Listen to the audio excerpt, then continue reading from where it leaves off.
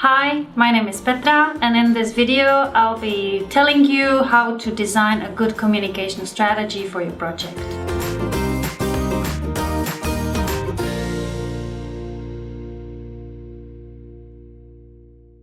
I have several elements that I would like to talk about during this presentation. First, we'll talk about the basic elements of a communication strategy. Then I will say something about the principles that our program decided to adapt. After that, I'll say something about some communication activities that you need to consider when planning your strategy. And finally, I'll tell you how to put all these points into your application form. So let's start with the key elements of a good communication strategy. So you might ask yourself, why communication? For our program and for your projects, communication should really be the tool to make your project a success. So your communication strategy should help you reach the project objectives. You can ask yourself how to really define an objective. Well, objective is a specific result that project partners want to achieve within a given time frame and with available resources. This sounds probably very theoretical. So let's give it some color. You've probably heard about setting goals that are SMART. S-M-A-R-T. Well, what does it really mean? These goals, these objectives need to be specific, measurable, attainable.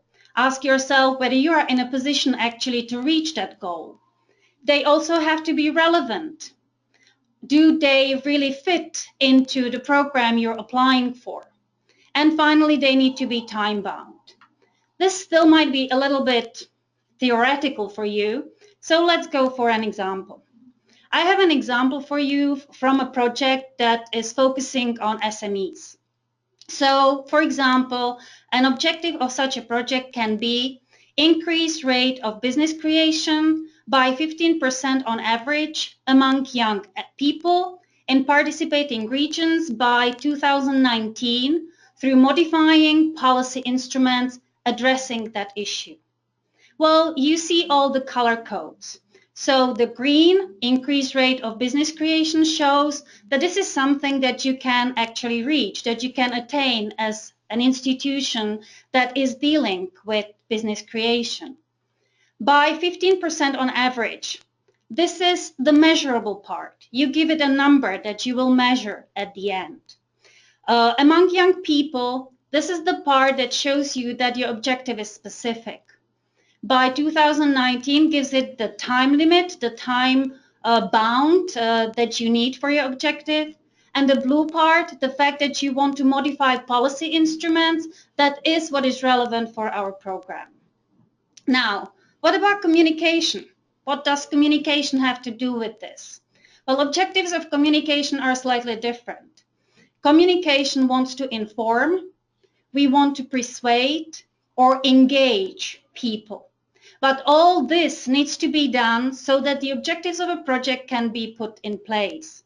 So if I translate this again into a specific example, you can say that a communication objective for that specific project can be, for example, to persuade policymakers that youth entrepreneurship is still a political priority and they really need to sign the action plans that you will be developing by a certain date. And you give it again the time and the measurable element. That means, for example, you ask yourself or you set a goal that you want to have 4 action plans signed by 2019.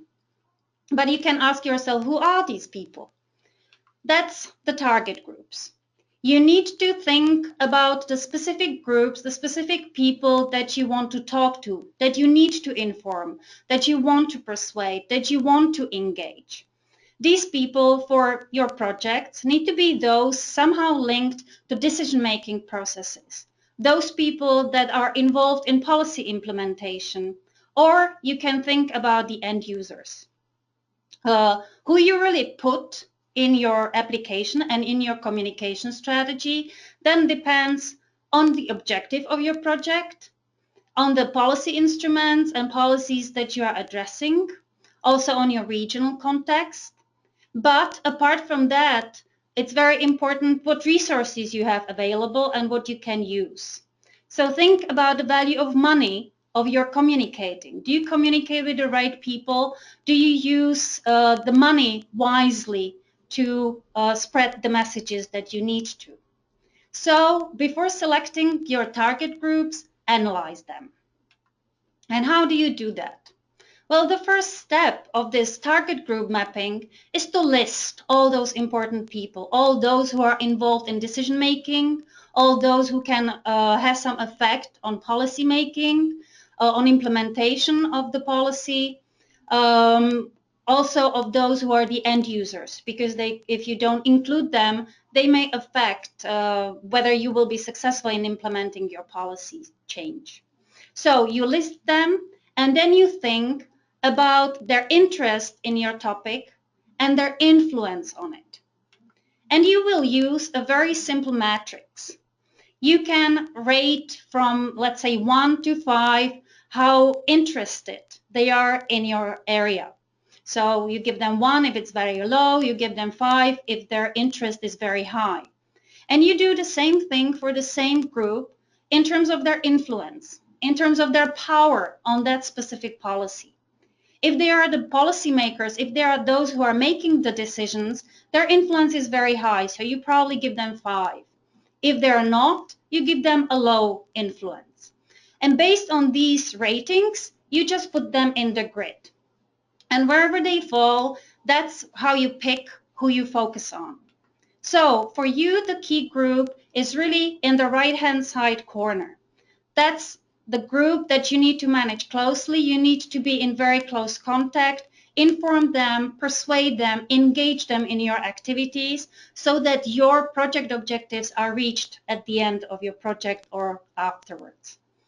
On the other side, there is the group that is not really interested or doesn't have any influence over your policy area.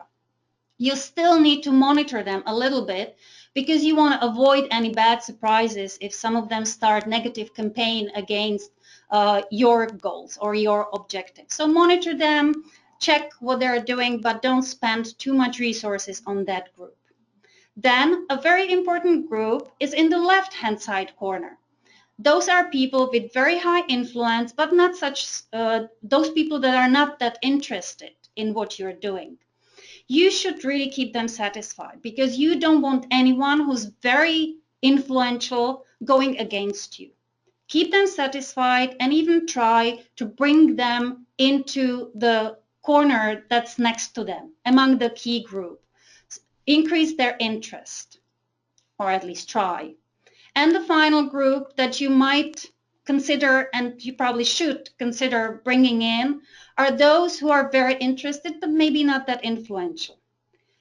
Check with them your ideas, consult with them, send surveys among them and see what they think about your suggested changes. Because they might have very good ideas how to bring your policy change forward. Now, we have a little tool for you that's called Target Group Engagement Table. And here, if you fill it in with all the information that you have just put together with your selected target groups, it will be the basis for your communication strategy. So just always put in the first column the target group that you selected. Next to them, develop the specific message that you want to send to them so that you bring them on board of your project. Then think about the engagement technique or about the activities that will inform them, persuade them, or even engage them in your project. And then give it some time. That means schedule when the activities will happen. And never forget to assign the responsible person, because there needs to be clear responsibility for all the activities you are doing. Fill in this table and you are almost done with your strategy. But never forget that you need to evaluate your performance. You set your objectives at the beginning, but you have to check how you're actually doing with them at the end. We in our program are very focused on results. So become one of us and focus on results too. We know that cooperation works, and it's up to you and up to your communication strategy to show it, to demonstrate it. So whenever you're communicating, be very clear about it that European cooperation is doing good things to various end users of your policies. Also, we'll be very happy if you always include communicating about what you are doing in the different territories, in different regions. To evaluate your objectives, you need to set yourself some indicators. I have good news for you because with this new program that we have at the moment, we improved on the indicator side. We used to have 10 indicators that all our projects needed to follow just on the communication side. But now it dropped just to 2. They are not demanding on you, and I will talk about them a little later. But 2 indicators are probably not enough to follow or to evaluate fully the performance of your communication strategy. We believe that different projects have different communication strategies, different approaches to communicating to different target groups. That means that also each project probably will define a different communication strategy and needs to also define different set of indicators that will evaluate performance of such a strategy. So we give you a certain level of flexibility in this respect. But define your indicators, follow them. You don't need to tell us how you're doing, but we'll be very happy to hear about it. What we will monitor will be 2 of them.